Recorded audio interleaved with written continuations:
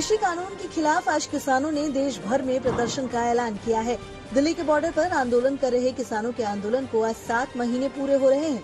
7 महीने पूरे होने पर किसानों ने ट्रैक्टर रैली निकालने का फैसला किया है। किसान नेता राकेश टिकैत ने ऐलान किया कि हर 26 तारीख को और हर 10वें दिन किसान ट्रैक्टर रैली लेकर गाजीपुर बॉर्डर पहुंचेंगे। कल से ही गाजीपुर बॉर्डर पर किसानों का जमावड़ा बढ़ा है। किसानों ने आज देश भर के राजभवनों के घेराव का ऐलान भी किया है। अपनी मांगों को लेकर किसान ट्रैक्टर के साथ देश भर में प्रदर्शन करेंगे। किसान के आंदोलन को देखते हुए दिल्ली में मेट्रो के 3 स्टेशन दिल्ली विश्वविद्यालय, सिविल लाइंस और विधानसभा सुबह 10 बजे से दोपहर 2 बजे तक बंद रहेंगे। ये तीनों स्टेशन दिल्ली विधानसभा और राजभवन के पास है। किसान मोर्चा ने राष्ट्रपति को लिखी चिट्ठी में किसान आंदोलन तोड़ने के लिए सरकार पर लोकतंत्र की हर मर्यादा की धज्जियां उड़ाने का आरोप लगाया। चिट्ठी में कहा गया कि देश के अन्नदाताओं ने 74 साल से हर जिम्मेदारी निभाई है। जान की परवाह किए बिना देश का खाद्यान्न भंडार खाली नहीं होने दिया और इसके बदले 3 काले कानून से हमारी नस्लों और फसलों को बर्बाद करने की कोशिश हो रही है। 26 का करेक्शन क्या है कि 26 जनवरी में यहाँ पे उन्होंने बहुत बड़ा धोखा किया यहाँ की भारत सरकार ने। तो ये 26 तारीख हर महीने आती है। 26 तारीख को ही आंदोलन शुरू हुआ, 26 तारीख को ही देश में इमरजेंसी लगी। तो ये भारत सरकार को 26 तारीख चैन से नहीं बैठने देगी।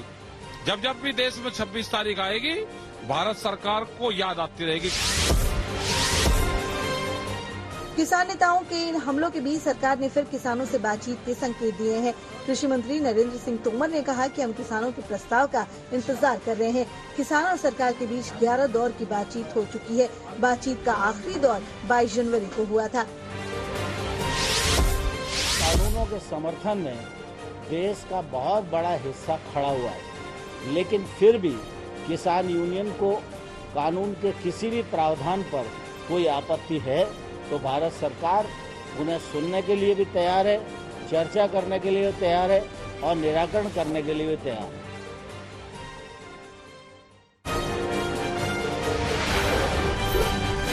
प्रधानमंत्री नरेंद्र मोदी आज सुबह 11 बजे अयोध्या के विकास कार्यों पर समीक्षा बैठक करेंगे। कोरोना के चलते ये बैठक वर्चुअल होगी। बैठक में यूपी के मुख्यमंत्री योगी आदित्यनाथ, डिप्टी सीएम केशव प्रसाद मौर्य और दिनेश शर्मा भी मौजूद रहेंगे।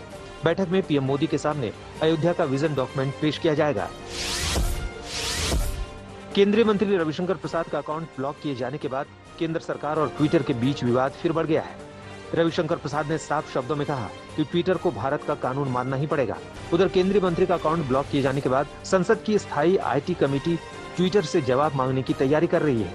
ट्विटर ने अमेरिका के कानून का हवाला देते हुए रविशंकर प्रसाद का सोशल मीडिया अकाउंट बंद कर दिया था।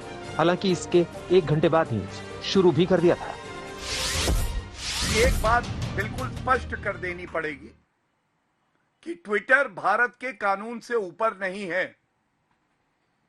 अगर आपको भारत में अपना कारोबार चलाना है तो आपको यहां के कायदे कानून मानने होंगे, उसके अधीन रह के कार्य करना होगा।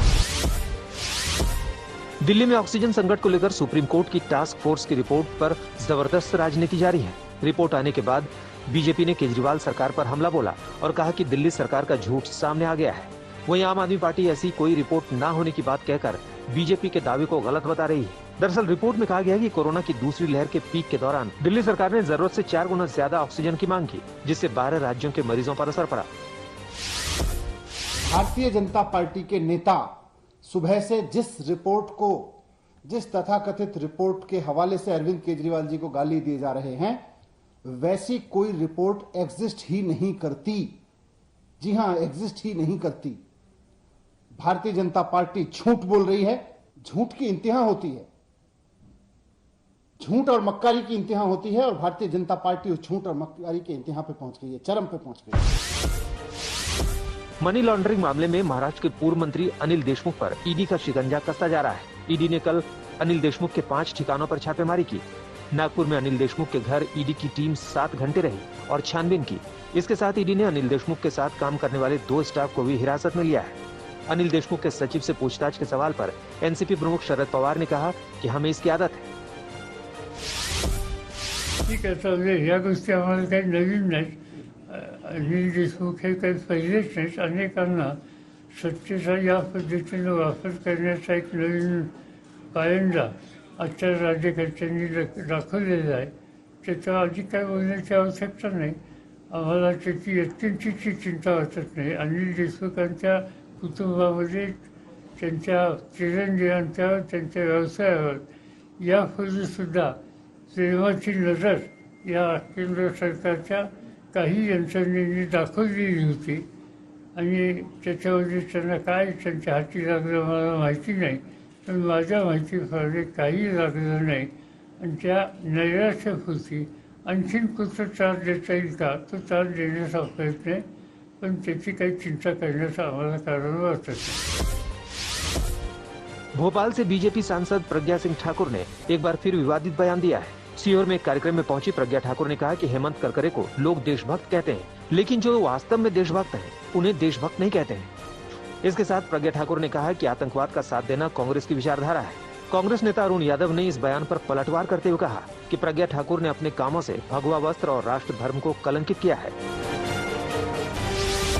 षड्यंत्र, देश के विरुद्ध षड्यंत्र, भगवा को आतंकवाद कहना, ये सब कुछ करती है तो सिर्फ एक पार्टी और उसके साथी जिन्हें वामपंथी कहते हैं हम. कोरोना संकट के बीच केंद्र सरकार ने बेहद अहम फैसला किया है. कोरोना वायरस से पीड़ित मरीजों को इलाज के लिए अपनी कंपनी या किसी से भी आर्थिक मदद मिलती है तो उस पर कोई टैक्स नहीं वसूला जाएगा. सरकार ने साफ कर दिया कि कोरोना के इलाज के लिए मिली मदद की रकम पर टैक्स नहीं लगाया जाएगा. अगर कोरोना से पीड़ित व्यक्ति की मौत हो जाती है और बाद में परिवार को एम्प्लॉयर से रकम मिलती है तो पूरी रकम पर टैक्स छूट मिलेगी. देश में कोरोना के डेल्टा प्लस वेरिएंट के केस बढ़ते जा रहे हैं. सरकार ने जानकारी दी है कि देश के 18 जिलों में डेल्टा प्लस वेरिएंट के अब तक 52 केस आ चुके हैं. डेल्टा प्लस वेरिएंट के सबसे ज्यादा 21 केस महाराष्ट्र में मिले हैं, जहां इसकी चपेट में आने से 80 साल की एक बुजुर्ग महिला की मौत हो गई. डेल्टा प्लस वेरिएंट के केस बढ़ने के बाद सरकार और एक्सपर्ट दोनों अलर्ट पर हैं. देश में तेजी से फैल रहे कोरोना के डेल्टा प्लस वेरिएंट के मामले पर केंद्रीय स्वास्थ्य मंत्रालय ने 8 राज्यों को चिट्ठी लिखी है. पत्र के जरिए स्वास्थ्य मंत्रालय ने डेल्टा प्लस वेरिएंट के बढ़ते मामलों पर चिंता जताई है. पत्र में कहा गया कि राज्य जांच और जीनोम सीक्वेंसिंग के लिए सैंपल भेजें.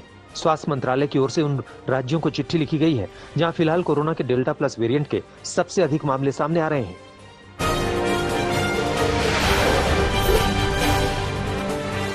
यूपी के आजमगढ़ में जमीन के विवाद में असलहे और लाठी डंडे के साथ दूसरे पक्ष को धमकाने का वीडियो वायरल हो रहा है.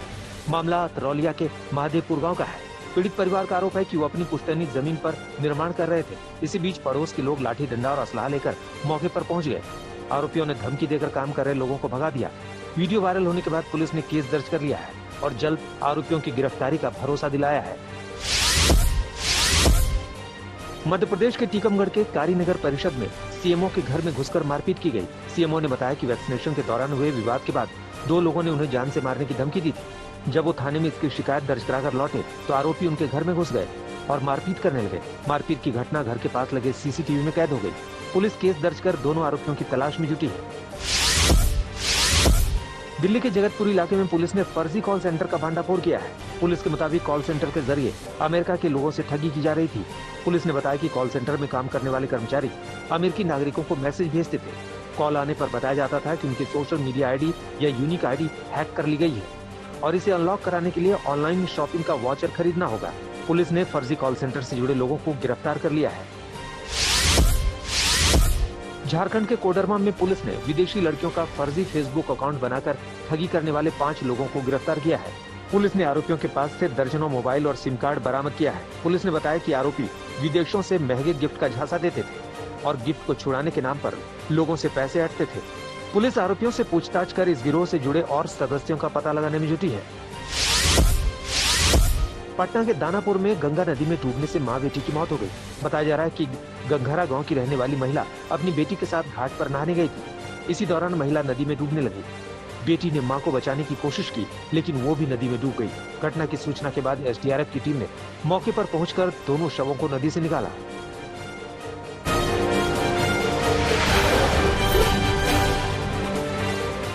जर्मनी के वुर्ज़बर्ग में चाकू से हमले में 3 लोगों की मौत हो गई, जबकि 5 लोग गंभीर रूप से जख्मी हो गए। हमलावर 24 साल के अप्रवासी सोमालियन युवक को गिरफ्तार कर लिया गया है। पुलिस के मुताबिक आरोपी की दिमागी हालत ठीक नहीं थी और कुछ दिन पहले ही उसका इलाज हुआ था।